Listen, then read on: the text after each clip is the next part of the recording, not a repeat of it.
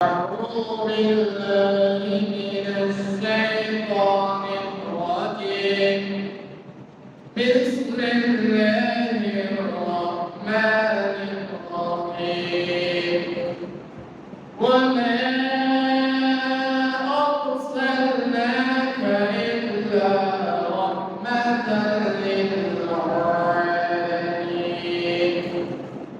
صدق الله العظيم وصدق رسوله النبي الحبيب الكريم ونحن على ذلك من الشاهدين والشاكرين والحمد لله رب العالمين مولاي صل وسلم دائما ابدا اكرم قلب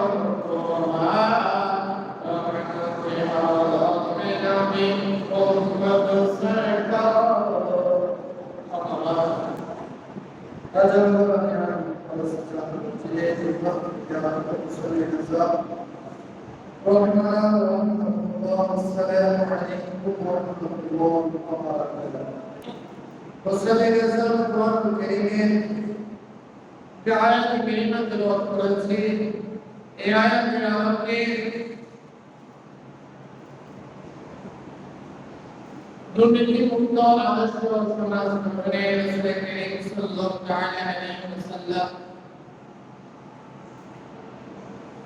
অনুকরণীয় model সে সম্পর্কে আলোকপাত করার চেষ্টা করব।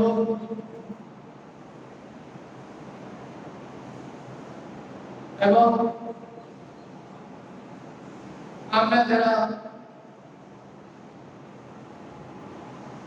মুসলমান রয়েছি, সমাজ আদর্শ সমাজ নির্মাণে আমাদের করণীয় সম্পর্কে আলোচনা করার চেষ্টা করব। আলোচনা শ্রবণ করে সে মোতাবেক আমাদেরকে আমল করতে হবে। মুসলিম ইসলাম কওলুল আলামিন প্রত্যেক মুসলিমের মধ্যে ইরশাদ করেন,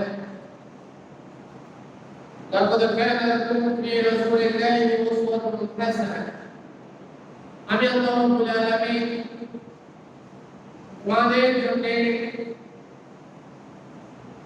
রাসূল সাল্লাল্লাহু আলাইহি ওয়াসাল্লামের 63 বছরের হায়াতের জিন্দেগির মধ্যে তোমাদের জন্য রেখেছি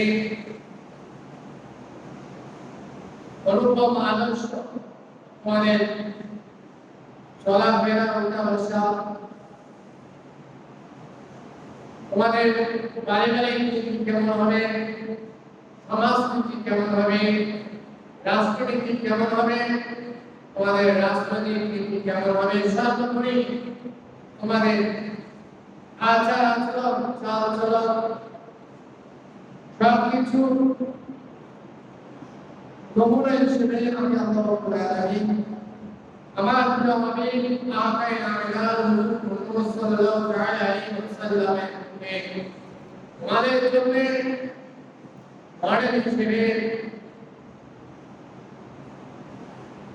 প্রেরণ করেছি। রাসূল করিম সাল্লাল্লাহু আলাইহি ওয়াসাল্লাম তার প্রতি জীবনের মধ্যে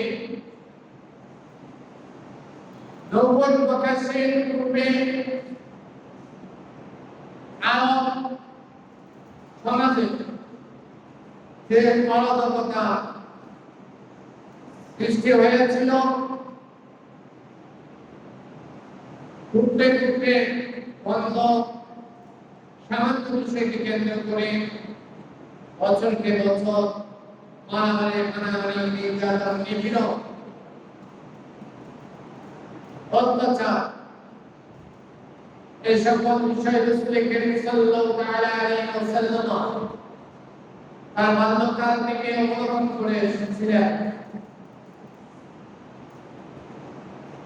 তিনি দৃঢ় প্রত্যয় গ্রহণ করেছিলেন এই সমাজকে পরিবর্তন করার জন্য, তৎকালীন প্রসিদ্ধ প্রসাদ করার জন্য, সমাজকে পরিবর্তন করার জন্য রাসূল করিম সাল্লাল্লাহু তাআলা আলাইহি ওয়াসাল্লাম দৃঢ় প্রত্যয় গ্রহণ করেছিলেন। রাসূল করিম সাল্লাল্লাহু তাআলা আলাইহি ওয়াসাল্লামের জীবনী পর্যালোচনা করলে পুষ্পিত হয় তৎকালীন আরব সমাজের মধ্যে বছরে একটি মেলা হতো, যে মেলাকে উকাস মেলা বলা হয়।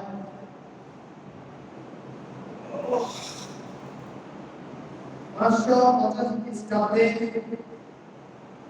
ওই উকাস মেলা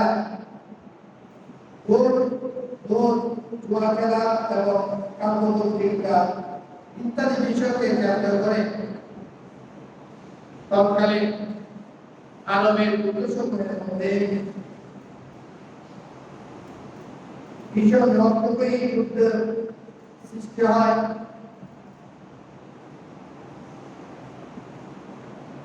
এই যুদ্ধ কুরাইশ এবং খাওয়াজের যুদ্ধের মধ্যে দীর্ঘ 5 বছর স্থায়ী ছিল। রাসূল করিম সাল্লাল্লাহু তাআলা আলাইহি ওয়াসাল্লাম ব্যতীত হয়ে তৎকালীন যুবকদেরকে একত্রিত করার জন্য রাসূল করিম সাল্লাল্লাহু তাআলা আলাইহি ওয়াসাল্লাম উদ্যোগ গ্রহণ করেছিলেন যে কিভাবে এই আরবের বিরাজমান এই যুদ্ধ বিগ্রহকে দমন করা যায় এবং অন্য চাইতে যারা মজলুম তাদেরকে কিভাবে সহযোগিতা করা যায় সেই মিশনকে বাস্তবায়ন করার জন্য রাসূল করিম সাল্লাল্লাহু তাআলা আলাইহি ওয়াসাল্লাম 20 বছর বয়সে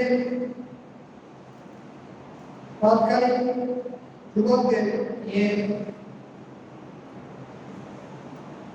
তারও একটি গুরুত্বপূর্ণ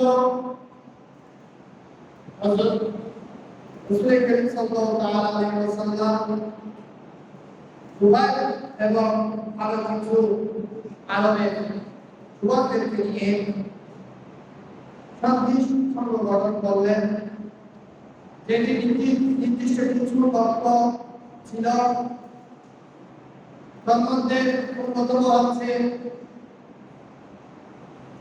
যারা অত্যাচারিত তাদেরকে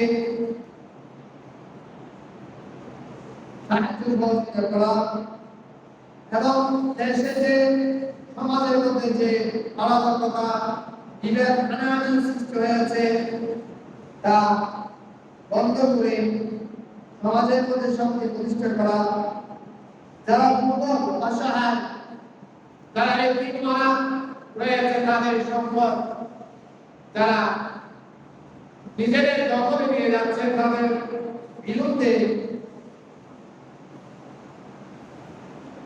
তারাও নেতৃত্বের সাহায্যে এগিয়ে আসা এবং বিদেশি বণিক যারা মক্কার মধ্যে ব্যবসা বাণিজ্য করার জন্য পরিচালনা করার জন্য আসে তাদের সে জলদস্যু এবং ভূমিদস্যু সন্ত্রাস গোষ্ঠী থেকে রক্ষা করা সর্বোপরি অন্যায় অবিচার এর অবসান ঘটানো এই বিষয়গুলোকে কেন্দ্র করে তৎকালীন 10 বছরকে সমন্বয় করে রাসূল কারীম সাল্লাল্লাহু তাআলা আলাইহি ওয়াসাল্লাম এই সংগঠন করেছিলেন। সেখানে চারজন বিশিষ্ট ব্যক্তি ছিলেন যাদের নাম হযরত হাসান ফাযায়েল এবং মুহাজ্জব। এই চারজনের নামকে সমন্বয় করে এই সংগঠনের নাম দেওয়া হয়েছিল হিলফুল ফুজুল বা শান্তি সংগঠন। রাসূল করিম সাল্লাল্লাহু তাআলা আলাইহি ওয়াসাল্লাম এই সংগঠন করার মাধ্যমে আরবের মধ্যে যে অশান্তি বিরাজ করছিল তা তিনি দূর করতে সক্ষম হয়েছিলেন এবং সেই দীর্ঘ 5 বছর যাবৎ স্থায়ী হয়েছিল সেই যুদ্ধের অবসান হয়েছিল এবং দীর্ঘ 50 বছর পর্যন্ত এই ফলাফল বিরাজমান ছিল। এভাবে রাসূল করিম সাল্লাল্লাহু তাআলা আলাইহি ওয়াসাল্লাম সমাজ পরিবর্তনের জন্য একটি রূপরেখা দান করেছেন এবং সেটা প্র্যাকটিক্যালি দেখিয়ে গিয়েছেন কিভাবে সমাজের মধ্যে শান্তি প্রতিষ্ঠা করতে হয়। এই মেসেজগুলো আমরা যারা সমাজের মধ্যে বসবাস করছি আমাদের অন্তরের মধ্যে লালন করে সেটা বাস্তবায়নের জন্য যদি আমরা ওকে গ্রহণ করি তবে আমরা আমাদের সমাজকে শান্তিপূর্ণ পরস্পর মারামারি হানাহানি দুর্নীতি সকল অনাচার দূর করে শান্তিময় সমাজ প্রতিষ্ঠায় সক্ষম হব। এক্ষেত্রে কিছু মৌলিক আমাদের অনুসরণ করতে হবে। এক নম্বর হচ্ছে সার্বভৌমত্ব। দেশের সমাজে আমি শক্তিশালী বিধায় আমার ক্ষমতা বাস্তবায়িত হবে এমনটা যদি আমরা মনে করি তবে সমাজের শান্তি ফিরিয়ে আনা আদৌ সম্ভব। আল্লাহ রাব্বুল আলামিন পবিত্র কোরআন কারীমের মধ্যে ইরশাদ করেছেন সূরা ইউসুফের মধ্যে ইনিল হুকমু ইল্লা লিল্লাহ আমরা আল্লা তা'বুদু ইল্লা ইয়্যাহু যালিকা দীনুল কাইয়্যিম। আল্লাহ রাব্বুল আলামিন পবিত্র কোরআন কারীমের মধ্যে ইরশাদ করেছেন হুকুম রাজত্ব এটা একমাত্র আল্লাহ রাব্বুল আলামিনের জন্য শোভা পায়। এটা আল্লাহ রাব্বুল আলামিনের নিয়ন্ত্রণাধীন। আল্লাহ রাব্বুল আলামিন ব্যতীত কোনো মানুষ নেতা সমাজপতি চেয়ারম্যান মেম্বার কেউ নিজের ক্ষমতাকে কাজে লাগিয়ে নিজের স্বার্থ হাসিল করা যাবে না, বরং আল্লাহ রাব্বুল আলামিন যে একজন রয়েছে সেটা মনে প্রাণে বিশ্বাস করে সার্বভৌমত্ব রক্ষায় আত্মনিয়োগ করতে হবে। দ্বিতীয় নম্বর মূলনীতি হচ্ছে যিনি ন্যায়পরায়ণ শাসক রয়েছেন যিনি লিডার রয়েছেন, তিনি নির্দেশদাতা রয়েছেন তার আনুগত্য করা। যদিও বা সেটা এমন সিদ্ধান্ত নিয়েছে যে সিদ্ধান্ত আমি ব্যক্তি বিশেষের বিপক্ষে যাচ্ছে, ওইটা একটা নিজের স্বার্থ হাসিলের জন্য সিদ্ধান্ত নেয়নি, বরং সমাজের কল্যাণের জন্য, মানবের কল্যাণের জন্য যে সিদ্ধান্ত নিয়েছেন নেতা, শাসক, মেম্বার, চেয়ারম্যান, ওই সিদ্ধান্তে আনুগত্য করে তার সার্বিক সাহায্য সহযোগিতা করতে হবে। তৃতীয় নম্বর নীতি হচ্ছে কোন একটি বিষয়ে সিদ্ধান্ত নেওয়ার ক্ষেত্রে আমাদেরকে পরামর্শ করতে হবে। এটা মনে করলে চলবে না যে আমি জ্ঞানী, আমি সবচেয়ে বেশি জ্ঞানী, আমাকে ক্ষমতা দেওয়া হয়েছে, আমি মেম্বার, চেয়ারম্যান, আমি জেলা প্রশাসক মিলে আমি যা সিদ্ধান্ত নেব সেটাই বাস্তবায়িত হবে, এমনটি নয়। বরং যা সিদ্ধান্ত নেওয়া হবে অধীনস্থ যারা রয়েছে তাদেরকে নিয়ে সে বিষয়ে পরামর্শ নিতে হবে। পরামর্শ নেওয়ার পর সর্বোপরি যে সিদ্ধান্ত হয় সেটা বাস্তবায়নের জন্য সিদ্ধান্ত নিতে হবে। চতুর্থ নাম্বার যে বিষয় সেটি হচ্ছে মাসউলিয়া, অর্থাৎ আমাকে যে দায়িত্ব দেওয়া হয়েছে এই দায়িত্ব সম্পর্কে আমাকে জিজ্ঞাসাবাদ করতে হবে, আমি প্রশ্নের সম্মুখীন হতে হবে। যদিও বা ঘটনাক্রমে আমাকে দায়িত্ব দেওয়া হয়েছে, আমার দায়িত্ব পেয়েছি যে আমার যেমন খুশি তেমন করবো, এটা মনে রাখা যাবে না, বরং মনে করতে হবে যে আমি যে দায়িত্ব নিয়েছি দায়িত্ব সমাপনার্থে কিংবা যে কোনো মুহূর্তে আমি প্রশ্নের সম্মুখীন হব। আমার কার্যক্রম, আমার কাজ কারবার এগুলো কেমন হয়েছে না হয়েছে, আমায় কি দায়িত্ব দেওয়া হয়েছে, আমি কতটুকু দায়িত্ব বাস্তবায়ন করেছি, সে বিষয়ে আমাকে প্রশ্নের সম্মুখীন হতে হবে এবং জবাবদিহি করতে হবে। এটা সকলকে মাথায় রাখতে হবে। পঞ্চম নম্বর যে বিষয় আল-রাহমাতু আলা সিগার ওয়া তাকরীমুল কিবার, যারা সমাজের মধ্যে ছোট রয়েছে তাদের প্রতি স্নেহ ভাব প্রসারিত করতে হবে, এবং যারা বড় রয়েছে মান্যগণ্য বয়সে বড় তাদেরকে সম্মান জানাতে হবে। এটা প্রতিটি সদস্য সমাজের ব্যক্তির দায়িত্ব এবং কর্তব্য। যারা দায়িত্ববান তারা একথা মনে করতে হবে না যে আমি বড় বিদায় সে আমাকে সম্মান করবে, আমি কেন তাকে সম্মান জানাতে যাব, আমি তোর প্রয়োজন থাকে স্নেহ দেখানো, এটা মনে আনলে যে উদ্দেশ্য যে সমাজের শান্তি প্রতিষ্ঠা করা সেটা সম্ভব হবে না।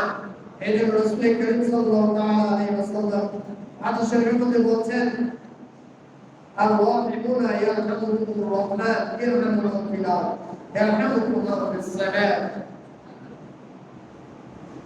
যারা দয়া দেখায়, অনুগ্রহ করে, তাদেরকে আল্লাহ রাব্বুল আলামিন রহম করে দয়া দেখান। অতএব আমার সাহাবায়ে কেরাম যারা সমাজের মধ্যে বসবাসকারী জনপ্রতিনিধি রয়েছে সকলকে কেন্দ্র করে রাসূল বলছেন, এর হামমান বিলাদ, জমিনের মধ্যে যারা রয়েছে তাদের প্রতি তোমরা দয়া দেখাও, অনুগ্রহ দেখাও। ইয়ারহামুকুম মান ফিস সামা, যারা নবমণ্ডলের মধ্যে রয়েছে আসমানের ফেরেশতারা তোমাদের প্রতি রহম করবে, তোমাদের প্রতি দয়া করবে, তোমাদের মাগফিরাত কামনা করবে। এভাবে ষষ্ঠ নাম্বার যেটি সেটা হচ্ছে উত্তম চরিত্রবান হওয়া। প্রত্যেক মুসলমান আত্ময় চাইতে চরিত্রবান হতে হবে। আমি আপনি যদি সৎ চরিত্রবান হই, দায়িত্ববান যারা রয়েছে সমাজপতি, মেম্বার, চেয়ারম্যান, জেলা প্রশাসক, যারা দায়িত্ববান রয়েছে তারা যদি সৎ চরিত্রবান হয়, তাহলে তাদের দায়িত্ব পালনের ক্ষেত্রে তারা অন্যের আশ্রয় নেবে না, দুর্নীতি তাদের হাত দিয়ে তারা দুর্নীতি করবে না, তাদের ক্ষমতার অপব্যবহার করবে না। এই জন্য রাসূল করিম সাল্লাল্লাহু আলাইহি ওয়াসাল্লাম চরিত্রবান হওয়ার জন্য উৎসাহ দিয়ে রাসূল বলেন, কিয়ামত দিবস যখন কায়েম হবে, যখন দাঁড়িপাল্লা মাধ্যমে মানুষের নেক আমল এবং বদ আমল মাপা হবে, সে সময়ের মধ্যে মিজানের পাল্লার মধ্যে সবচেয়ে ভারী হবে ওই বস্তু, ওই চরিত্র, যার চরিত্র সুন্দর, যার যে সৎ চরিত্রবান হতে পেরেছে, নিজের চরিত্রকে সুন্দর করেছে, সেটি কাল কিয়ামতের ময়দানে তার পক্ষে কাজ করবে, তার মিজানের পাল্লাকে ভারী করে দেবে। আল্লাহ রাব্বুল আলামিন ওই সমস্ত মুসলিম যারা দুশ্চরিত্রবান, যারা অশ্লীলতায় বিশ্বাসী, ব্যবহারে বিশ্বাসী, যারা দুর্নীতি অপকর্মের মধ্যে লিপ্ত রয়েছে, যারা জালেম, যারা অত্যাচার করে, ক্ষমতার অপব্যবহার করে, এই সকল দুশ্চরিত্রবান লোক আল্লাহ রাব্বুল আলামিনের নিকট তারা ঘৃণিত, তাদেরকে আল্লাহ রাব্বুল আলামিন পছন্দ করেন না। এরপর ৭ম নাম্বার যে দুর্নীতি, সেটি হচ্ছে খেদমাতুল হক মুহতাল ওয়াফা। যারা অভাবগ্রস্ত রয়েছে, যারা সমাজের মধ্যে বিপদগ্রস্ত রয়েছে, তাদের সাহায্যার্থে এগিয়ে আসা, সময় মন মানসিকতা সৃষ্টি করতে হবে। এটা আমি সেবার নিয়তে করছি, আমি দান বিষয়ের জন্য নয়, মানুষ আমাকে দানশীল বলুক এই নিয়তে নয়, বরং আল্লাহর সৃষ্টির প্রতি খেদমত করা, আল্লাহর সৃষ্টির সেবা করা, যে আল্লাহ রাব্বুল আলামিন আমাকে আমার প্রতি আবশ্যক করেছেন, সেই দায়িত্ব পালনের জন্য আমি সমাজের দরিদ্র মানুষের সাহায্যার্থে এগিয়ে আসছি এবং যারা অসুস্থ রয়েছে তাদের সেবা যত্ন করতে হবে। যারা জালেম রয়েছে, জালেমের বিরুদ্ধে সোচ্চার হতে হবে।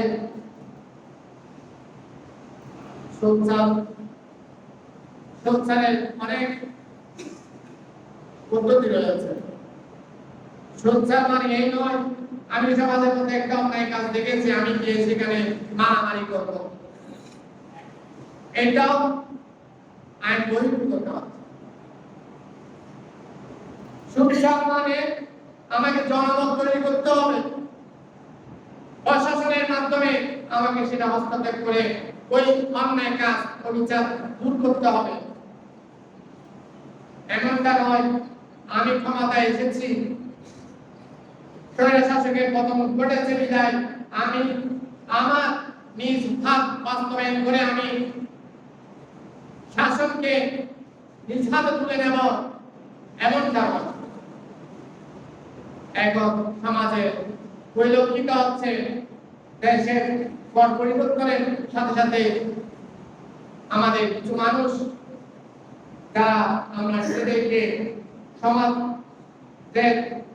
সমাজ সংস্কারক বলে দাবি করছি, দেখা যাচ্ছে আমরা আইনকে নিজের হাতে তুলে নিচ্ছি। আমি যেটা খারাপ মনে করছি সেটা আমি বিশ্লেষণ করতে চাচ্ছি না, আমি যেটা নিজে খারাপ মনে করছি সেটাই আমি প্রতিহত করতে যাচ্ছি। কিংবা যাকে আমার ভালো লাগে না, যে আমার মতাদর্শের অনুসারী নয়, অন্য মতাদর্শের অনুসারী, তার কর্মকাণ্ডের মধ্যে আমি হস্তক্ষেপ করছি, বাধা দিচ্ছি, আমি আমার ক্ষমতার অপব্যবহার করছি, এটার নাম সমাজ সংস্কারক নয়। রাসূল করিম সাল্লাল্লাহু তাআলা আলাইহি ওয়াসাল্লাম মুসলমান জাতিকে এটা শিক্ষা দেয়নি। যদি এমনটা হতো তাহলে রাসূল করিম সাল্লাল্লাহু তাআলা আলাইহি ওয়াসাল্লাম যখন মক্কা বিজয় হয়েছে, মক্কা বিজয়ের সাথে সাথে রাসূল করিম সাল্লাল্লাহু তাআলা আলাইহি ওয়াসাল্লাম যারা অন্যায়কারী তাদেরকে ফাঁসির কাস্টে ঝুলাতে পারতেন। এটা থেকে আমাদের এই মেসেজ দেওয়া হচ্ছে সুকৌশলে আমাদেরকে সমাজের শান্তি শৃঙ্খলা ফিরিয়ে আনার জন্য কাজ করতে হবে। আমি সুযোগ পেয়েছি বিদায় আরেকজন আমার শত্রু রয়েছে, তার ঘরবাড়ি আমি জ্বালিয়ে দেব, ধ্বংস করে দেব, তার উপাসনালয়ের মধ্যে আমি আঘাত হানবো, এমনটা নয়। এই জন্য রাসূল করিম সাল্লাল্লাহু তাআলা আলাইহি ওয়াসাল্লাম সমাজ পরিবর্তনের ক্ষেত্রে যে নীতি অবলম্বন করেছেন, আমরা যারা নিজেদেরকে সমাজ সংস্কারক বলে দাবি করছি, আমরা যারা নিজেদেরকে ইসলামী নেতা হিসেবে দাবি করছি, আমাদেরকে শিক্ষা নিতে হবে। আল্লাহ রাব্বুল আলামিন আমাদেরকে রাসূল করিম সাল্লাল্লাহু তাআলা আলাইহি ওয়াসাল্লাম যেভাবে সমাজের মধ্যে শান্তি শৃঙ্খলা ফিরিয়ে এনেছেন, অন্যায়ের প্রতিবাদ করেছেন, ওই পদ্ধতি অবলম্বন করে সমাজ আদর্শ সমাজ নির্মাণের আল্লাহ রাব্বুল আলামিন আমাদেরকে তৌফিক দান করুন। আমিন। ওয়া আখিরু দাওয়ানা আলহামদুলিল্লাহি রাব্বিল আলামিন। ইয়া রাসূল